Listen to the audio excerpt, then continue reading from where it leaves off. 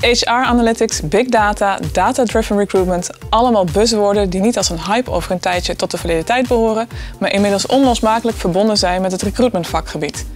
Waarom is dit relevant en welke impact heeft het op HR-businessmodellen en de dagelijkse recruitmentpraktijk? Daarover praat ik met Roeland van Laar. Welkom bij Recruitment TV. Dankjewel. Roeland, jij hebt onlangs jouw MBA afgerond. Klopt. En daarin heb je onderzoek gedaan naar de impact van de arbeidsmarkt op de huidige HR-modellen. Ja. Waarom heb je voor dat onderwerp gekozen? Nou ja, we zien natuurlijk vanuit de huidige praktijk, maar ook in discussies die binnen het HR-vakgebied worden gevoerd, dat er een oplossing moet worden gezocht naar hoe wij dus vanuit HR adaptief worden en zijn met de ontwikkeling op de arbeidsmarkt.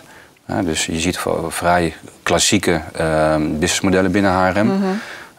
En dan daar bedoel ik meer van, we hebben gewoon een redelijk standaard HRM-afdeling georganiseerd.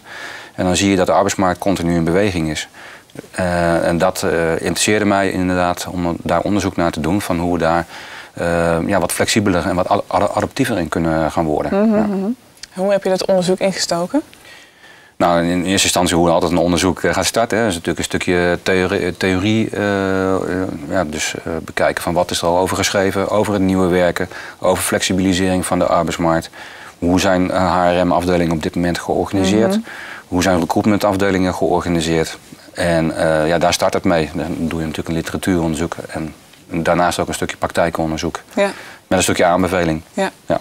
En wat is daar uitgekomen? Wat zijn volgens jou nou de belangrijkste ontwikkelingen op de arbeidsmarkt die impact hebben op de huidige modellen? Nou ja, je ziet inderdaad, dat is ook wel een conclusie, dat HRM, dat noem ik dan even klassiek. En dat is niet oneerbiedig bedoeld. Maar we hebben natuurlijk een afdeling. De meeste HRM-afdelingen hebben HR-business partners, hebben een afdeling arbeidsvoorwaarden, een afdeling recruitment en misschien ook nog een afdeling mobiliteit. Mm-hmm. Maar je ziet dat deze afdelingen veelal alleen maar faciliterend zijn voor de vaste medewerkers. En die vaste medewerkers die worden daar goed in gefaciliteerd door. Er worden beoordelingsgesprekken meegevoerd, er zijn arbeidsvoorwaarden voor afgesproken. Maar wat dan wel ook erg opviel is dat voor de flexkant vrijwel niets georganiseerd is. En die flexkant, bij sommige organisaties, die zijn ook veelal via inkoop georganiseerd of via MSP-modellen, management service providers, dus een externe partij die dat georganiseerd.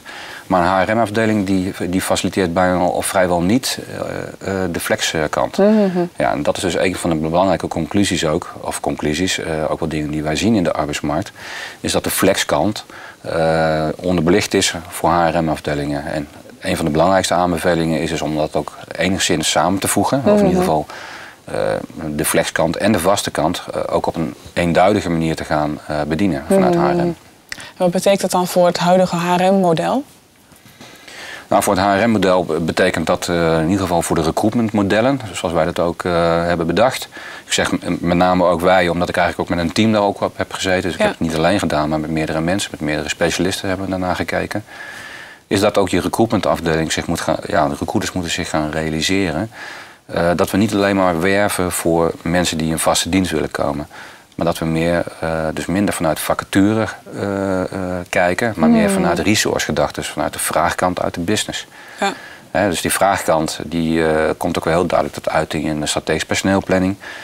Die moet goed geanalyseerd worden, met name ook door een afdeling recruitment, van wat betekent dat nou voor de werving. Mm-hmm. In plaats van reactief, dus dat je naar de proactieve kant gaat van werving. Ja. En hoe in de praktijk, hoe werkt dat? Hoe kun je daar een voorbeeld van geven? Ja, in de praktijk, en dan kan ik het beste even toch wel even naar het model wat ik heb ontwikkeld. Dat is ook een uitkomst van het onderzoek. Modellen, dat is nooit een waarheid, maar dat is moet je altijd zien als een soort kapstok. Waar dan aan kan worden gerefereerd en ook een soort overzicht geeft. Ja. En als we dan naar het model kijken, hebben we ook in ieder geval een aantal dingen daar als draaiknoppen benoemd. En dan zie je aan de onderkant, zie je daar in het midden staan, dus de vast flexkant van de arbeidsmarkt, die hebben wij samengevoegd. Ja. Met name is dat ook natuurlijk wel een interessante discussie op dit moment met die wet DBA, van hoe gaan we dan daarmee om. Maar vast flex, dat blijft toch naar mijn mening bij elkaar gevoegd. Dus dat heb ik ook praktisch gezien bij de recruitmentafdeling ook bij elkaar gebracht. Dus de recruiters die doen de werving vanuit vast en flex. Dus dan zeg je eigenlijk, het maakt niet uit of je iemand vast aanneemt of flex, als die positie maar met de juiste man precies. Ja. Dus we beginnen vanuit het midden met vast flex. Nou, het is heel erg belangrijk dat we dus een marktanalyse van de doelgroep hebben. Dat is eigenlijk de tweede en de eerste bullet. Ja. Dus we moeten kennis hebben van de arbeidsmarkt. Maar ook, dus die kennis die moet wel worden geanalyseerd. Dus dan kom ik ook naar dat data-gedreven recruitment. Ja. Die data die moeten wij gewoon ergens vandaan halen. En wat voor informatie? Nou, we willen gewoon inzicht hebben van hoe het op de arbeidsmarkt eraan toe gaat. Want als corporate recruitmentafdeling ben je vooral gericht op je eigen tent en op je eigen recruitmentafdeling, maar ook wat er binnen je eigen business gebeurt. Dus je strategisch personeelplanning, dat is een andere draaiknop. Daar zijn wij van. Maar wat er buiten gebeurt, daar moet je dus gaan kijken naar wat is de vacaturedruk, hoeveel sollicitanten zijn er nu beschikbaar. Hoeveel sollicitanten zijn er nou latent of actief op zoek? Wat zijn nou de grootste concurrenten op de arbeidsmarkt? Hoe pakken die dat aan? Nou, die informatie die kunnen we gewoon heel goed gaan gebruiken om te kijken waar onze knelpunten zitten. Ja. Ik noemde net de strategische personeelplanning, dus de forecast. Ja. En het gaat erom dat we dus als recruitmentafdeling, dat is ook een belangrijke rol die je als recruitment dus ook gaat krijgen. Ik zeg nog niet dat dat nu nog helemaal 100% goed gaat. Maar dat je dus echt gaat werken vanuit een gap-analyse. Ja, dus je kijkt van wat wordt er intern gevraagd en wat wordt er extern aangeboden. En dat biedt gewoon knelpunten. En daar moeten we mee omgaan. En als we dan naar het model gaan, zien we eigenlijk een flexibele schil eromheen. Die flexschil is eigenlijk, die bolletjes bedoel ik eigenlijk. Ja. Ik vertel dat verkeerd. Dus die TP staat voor talent pool. Ja. Dus dat je proactief gaat kijken naar waar zitten onze knelpunten en waar moeten we nu al proactief op gaan werven. Dus als wij voor volgend jaar weten, we hebben 30 x vacatures op een bepaald vakgebied, dan kunnen we nu al gaan starten met die werving.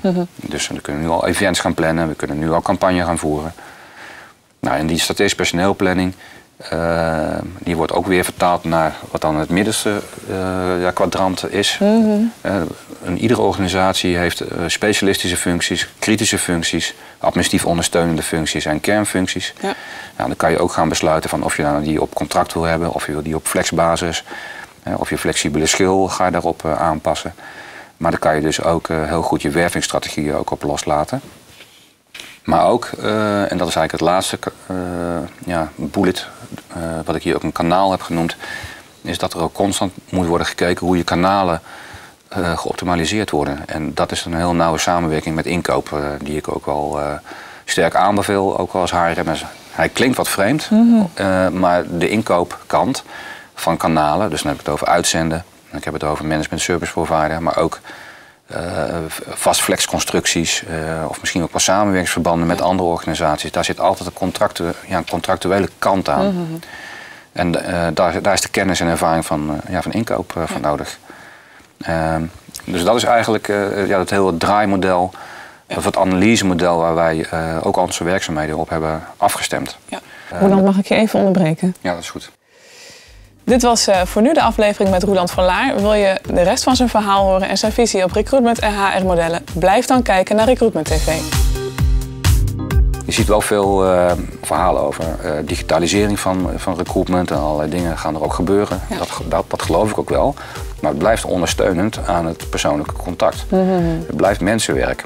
Ja, daar geloof ik sterk in.